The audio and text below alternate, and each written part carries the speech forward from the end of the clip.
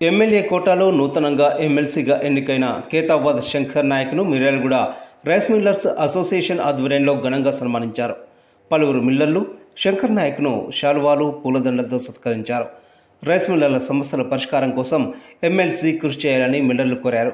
కార్యక్రమంలో MLA Battula Lakshmareddy, rice millers association రాష్ట్ర ఉపాధ్యక్షులు కర్నాటి రమేష్, మిర్యాలగూడ అధ్యక్షులు గౌరు శ్రీనివాస్, కార్యదర్శి వెంకటరమణ చౌదరి, డాక్టర్ బండారు కుశలయ్య తదితర మిల్లర్లు పాల్గొన్నారు.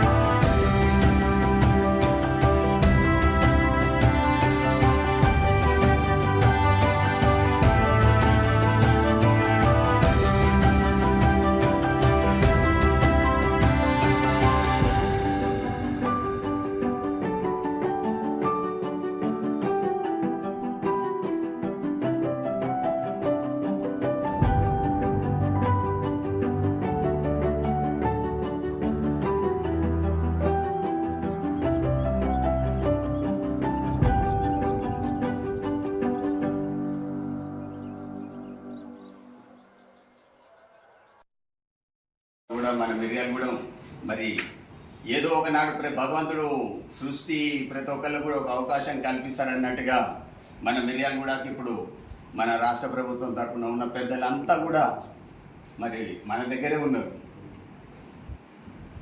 మరి ఉత్తమ్ కుమార్ రెడ్డి గారు మనకు కావాల్సిన సివిల్ సప్లై శాఖ, నీటిపారుదల, మరి కోమటిరెడ్డి వెంకటరెడ్డి గారు, మరి రఘువీర్ రెడ్డి గారు, శంకర్ నాయక్ గారు, అన్న బిఎల్ఆర్ గారు అయితే ఇక 10 సంవత్సరాల నుంచి ఇక అనేక కార్యక్రమాలు చేస్తూ మన మధ్యలో ఉంటూ మరి వీరందరూ ఉండటం మనకు ఎంతో సంతోషకర విషయం. దానికి తోడు ఇంతమంది ఉన్నారు అంటే మన కాన్స్టిట్యూషన్ పెద్ద ఎత్తున డెవలప్మెంట్ అయిద్దని మనం ఆశిస్తున్నాం. ఇప్పటికే మరి చర్యలు మొదలుపెట్టి పట్టణాన్ని సర్వాంగ సుందరంగా దిద్దడానికి నేను నా మిర్యాలగూడ అనే కాన్సెప్ట్ తోటి దాదాపుగా 1 సంవత్సరాన్నర నుంచి మరి అదే కాన్సెప్ట్లో చేస్తూ మరి నిర్విరామంగా కృషి చేస్తూ మరి ఎప్పటికప్పుడు అన్ని వర్గాల ప్రజలతోటి మాట్లాడుతూ ఎవరికి ఏది కావాలన్నా అలాగే సామాన్యులకు ఎలాంటి ఇబ్బందులు లేకుండా ఉండేందుకు తీసుకోవాల్సిన చర్యలన్నీ తీసుకుంటూ మరి అలాగే మన మిల్లర్స్ తరఫున కూడా ఎప్పటికప్పుడు ఏ విషయమైనా సరే ఎనీ టైం నైట్ 12 గంటలకు కూడా మన ఫోన్ పోయిందంటే వెంటనే రిసీవ్ చేసుకుంటారు. వారికి ఏదైనా ఏ రైతుకైనా ఇబ్బంది జరుగుతుంది అంటే కూడా అదే తరహాలో స్పందించి మరి అప్పటికప్పుడు ఎవరికి ఇబ్బంది లేకుండా చేయడం జరుగుతుంది. ప్రభుత్వం తరఫున మాట్లాడేసి ప్రభుత్వ యంత్రాంగంతో మరి అవన్నీ కూడా చేయడం జరిగింది. మన పెద్దలతో పాటు మనతో కలిసి తిరిగిన మన బ్రదర్ లాంటి వ్యక్తి శంకర్ నాయక్ గారు కావటం, ఎమ్మెల్సీ కావటం కూడా మరి మనం కర్తాల దోన్లతోటి వారు ఎన్నికైనప్పటి నుంచి కూడా బిజీ షెడ్యూల్లో అటు ఢిల్లీ కానీ ఇటు హైదరాబాద్ కానీ మరి నిన్న చూస్తే ముఖ్యమంత్రి గారి పర్యటన మరి ప్రతిరోజు మనం బిఎల్ఆర్ గారిని అన్నగారిని చూస్తున్నాం. ఏ రోజు కూడా ఖాళీ లేదు, ఏ గంట కూడా ఖాళీ లేదు. ఉదయం 6 గంటలకు లేచిన మొదలు నైట్ 11, 12 దాకా కూడా బిజీ షెడ్యూల్లో ఉంటుంది. వారికి ముఖ్యమంత్రి వర్గంలో కూడా మన జిల్లా మంత్రులకు అందరికీ కూడా మన రైస్ ఇండస్ట్రీ తరఫున మరి ధన్యవాదాలు తెలియజేస్తున్నాం. ఎమ్మెల్సీగా ఎన్నికైన మన మిత్రుడు, అందరికీ కూడా సన్నిహితుడు, ఏ విషయమైనా కూడా వెంటనే ఫోన్ అటెండ్ అయ్యి ఆయన సాధ్యమైనంత పరిష్కారం చూపించారు. ఇప్పుడు ఎమ్మెల్సీగా ఎన్నిక కావడం మా అందరికి కూడా గర్వకారణం. అదేవిధంగా ఈ సందర్భంగా మన గౌరవ ఎమ్మెల్యే గారికి, ఎమ్మెల్సీ గారికి ఇద్దరికి కూడా ప్రత్యేకంగా కృతజ్ఞతలు చెప్పాల్సిన విషయం, నిన్న సీఎం గారు హుజూర్ నగర్ సభలో 200 కోట్లతో మన ఇంటిగ్రేటెడ్ రెసిడెన్షియల్ స్కూల్ శాంక్షన్ చేయడం, ఇది చాలా మనం అందరూ కూడా జరిగిన విషయం. సందర్భంగా కృతజ్ఞతలు తెలియజేస్తున్నాం. అదేవిధంగా రైస్ మిల్ ఇండస్ట్రీ కూడా నిన్న ప్రారంభించిన సన్నబియ్యం పథకానికి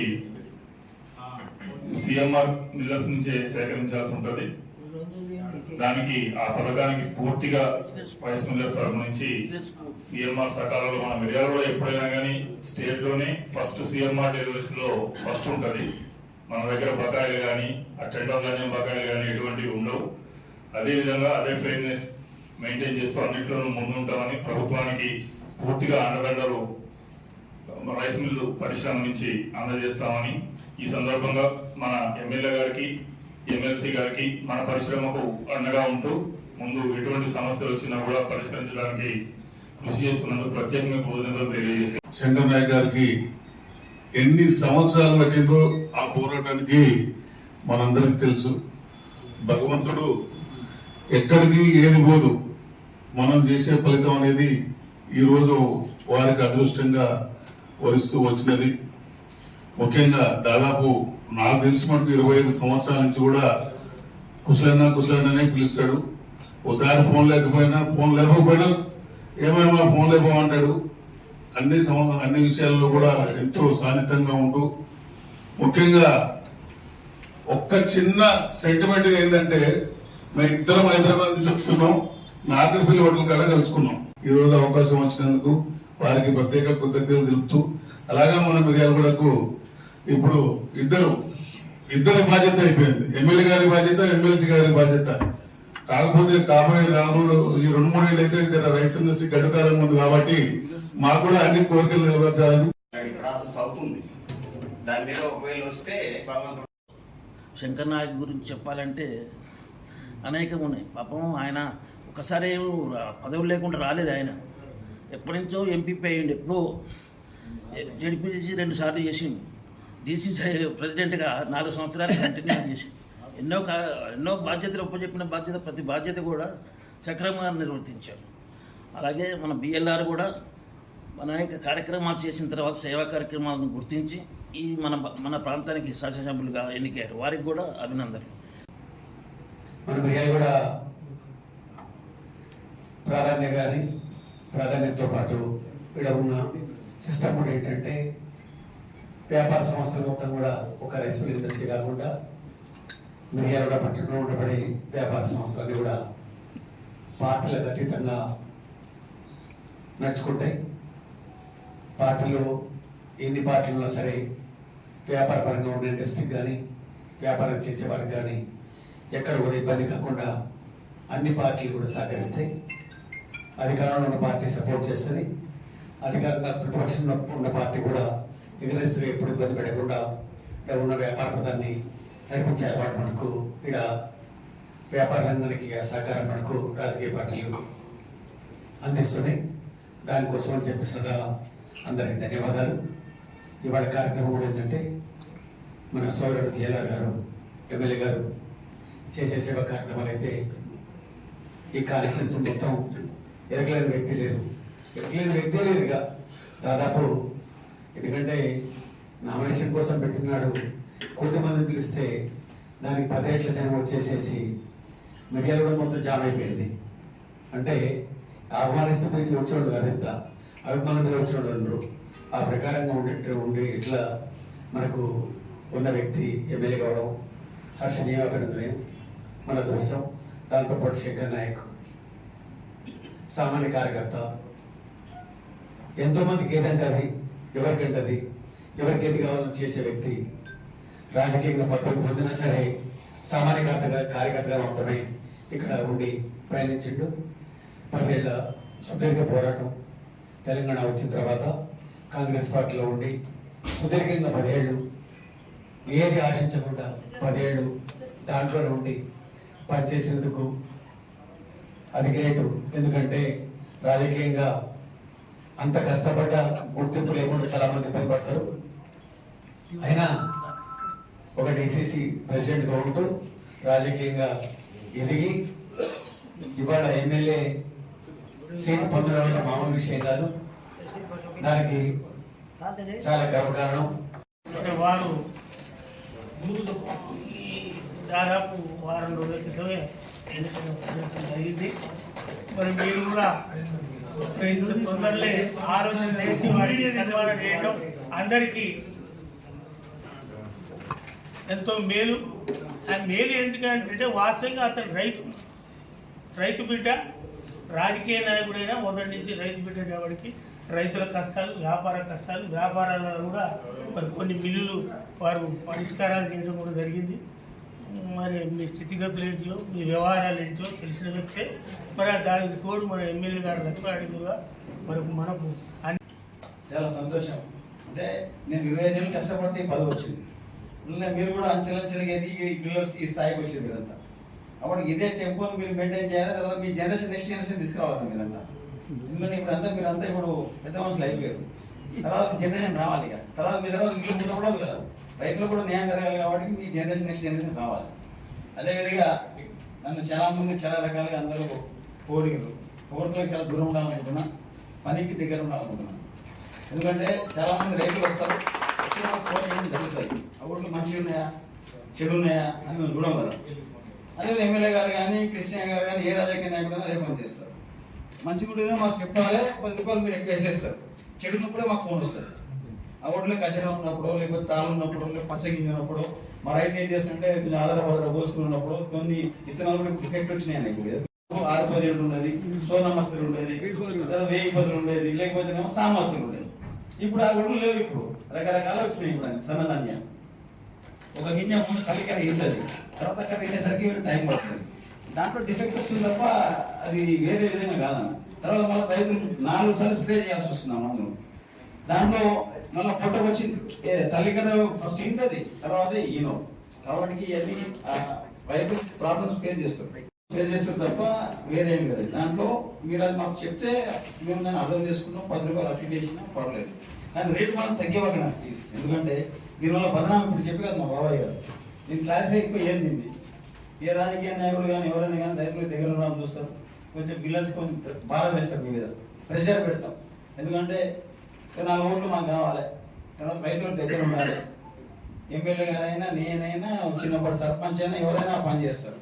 కానీ మీ దగ్గర అంత లాలించుకోవడం రాజకీయ నాయకులు ఎవరు లేరు, ఉండరు కూడా.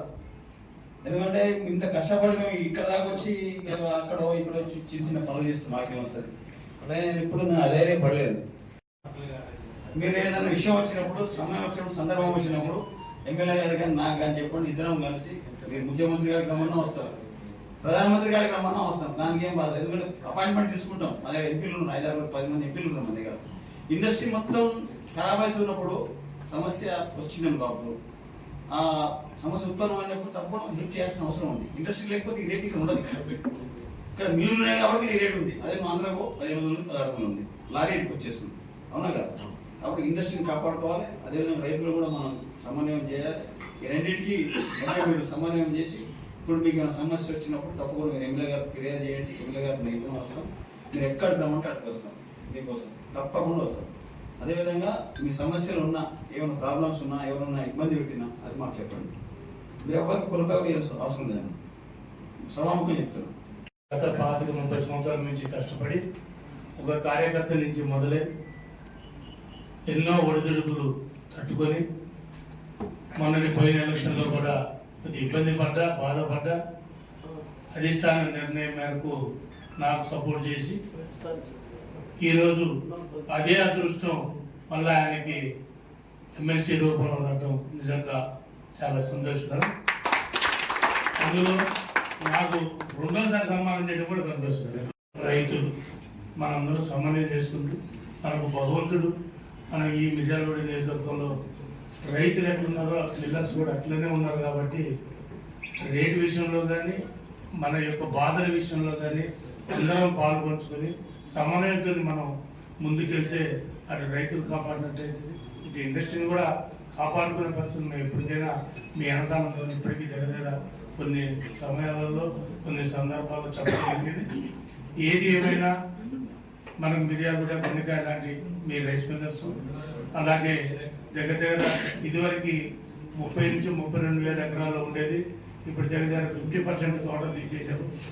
బాగా ఫారెస్ట్ భూమి అయితేంది, బోర్డు భూములు అయితేంది, అసెంట్ భూమి అయితేంది, ఇవన్నీ కలుపుకుంటే సుమారు 50,000 ఎకరాలు మన కాన్స్టిట్యూషన్లోనే ఇప్పుడు నడుస్తుంది. కాబట్టి మీరందరూ పోయినసారి వచ్చిన బాధలు కూడా చాలా తగ్గిపోయినాయి. సరే మిల్లులు పెరగడం, కెపాసిటీ పెరగడం అన్నింటి వల్ల కొద్దిగా ఈ ఇదివరకు ఉన్న పరిస్థితులు లేకుండా ఇప్పుడైతే మటుకు గత పోయినసారి ఏదో ఒక 2-3 డేస్ డిస్టర్బెన్స్ అయింది. ఈసారి ఆ డిస్టర్బెన్స్ కూడా లేకుండా మంచిగా నడుస్తుంది. కానీ ఒక 2-3-4-5 మిల్లుల్లో కొద్దిగా ఇబ్బంది పడి మిగతా వాళ్ళందరూ కూడా మొన్న నేను మీటింగ్లో అదే చెప్పాను.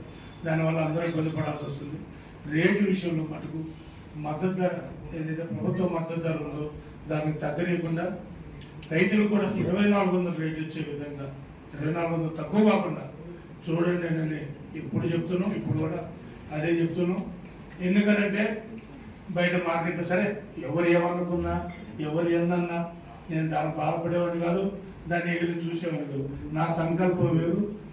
నేను సీఎం రేవంత్ రెడ్డి గారు కూడా ఒకే మాట చెప్పారు, మన మనసు సంకల్పం కరెక్ట్గా ఉండి ఎవడెన్ని అనుకున్నా, ఎవడెన్ని లాగినా, ఎవడెన్ని కంప్లైంట్ చేసినా కానీ ఇలాంటి వాటికి భయపడాల్సిన అవసరం లేదు.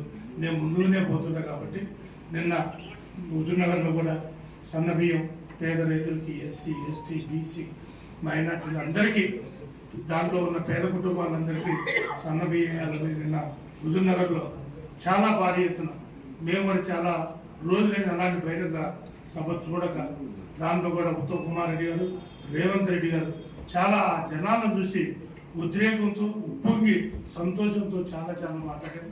అలాగే మన మిర్యాలగూడ గురించి కూడా రేవంత్ రెడ్డి గారు ఇంటిగ్రేటెడ్ స్కూల్ అయితేంది, ఏటీసీ ఐటీ కాలేజ్ అయితేంది, నర్సింగ్ కాలేజ్ అయితే 2-3 యువతలకు సిద్ధపడి ఆల్రెడీ అక్కడే ప్రకటించారు. ఇంకా 4-5 ఐటమ్స్ ఉన్నాయి. అది కూడా మీ మిర్యాలగూడలో బహిరంగ సభ పెడితే నేను ఇస్తానని అన్నాడు. ఎట్టి పరిస్థితుల్లో త్వరలో రేవంత్ రెడ్డి గారి మనకు అక్కడ బహిరంగ సభ ఉంటుంది. అది అతి త్వరలో పెడదామనుకుంటున్నాం. మనం ఒకటే ఆలోచించాలి, మనం ఏం చేస్తున్నాం అనేది ఆలోచించాలి, మన సంకల్పం ఎట్లుంది అనేది ఆలోచించాలి. డెవలప్మెంట్కి వెళ్తున్నావా, స్వార్థం కోసం వెళ్తున్నాం. స్వార్థం కోసం వెళ్ళకుండా అచ్చం డెవలప్మెంట్ కోసం వెళ్తే మటుకు నిజంగా ఆ ప్రజల ఆశీస్సులు, ఆ భగవంతుల ఆశీస్సులు ఎప్పుడు ఉంటాయని మనస్ఫూర్తిగా తెలుసు.